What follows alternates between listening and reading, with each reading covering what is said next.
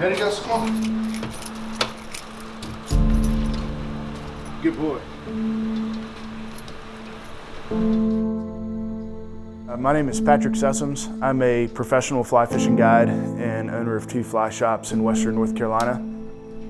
We're really fortunate in a sense to live where we do. We've got a great little mountain range here in the Appalachians that supports cold, clean water, vicariously allowing us to have solid trout habitat.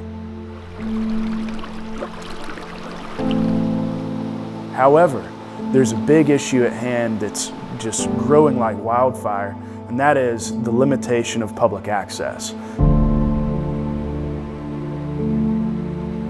In states like Montana, if you're able to access a river and stay within the high water mark or within the riverbanks, you're good to go through someone's private property as long as you're within the river. Whereas in North Carolina, the way our laws work, the homeowners or landowners surrounding the river actually own the riverbed itself. On the left here, this is what we used to call the Watauga Gorge Delayed Harvest. When I started guiding, we were fishing on this. This is all readily available to the public. Literally 5 years ago, I believe it is, we lost this fishery.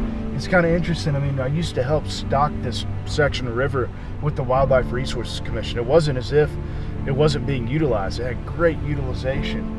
And unfortunately, now that we've lost this, all the pressure that would have gone here is now being centralized to another spot downstream that's a quarter of the size of this stretch of river.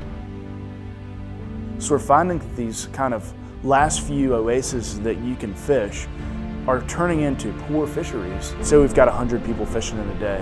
When they could have spread out across 15 different areas, now they're in 5 areas. So those 5 areas are just getting hammered by fishermen. Our current access problem, it's not a problem, it's truly an epidemic. I think it's our job as anglers to write our representatives, talk to our politicians and say, hey guys, this is going on. I know you may be in a suit, somewhere in a government building, but this is what's happening in the woods. And it's making a harmful impact on our environment for one, and 2, on our economy.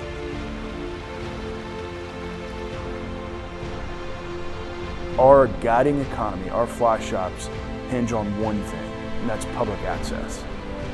If we're promoting private fisheries as guides, that's almost like putting ourselves out of business.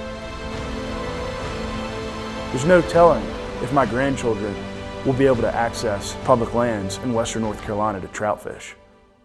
Who knows where this thing's going?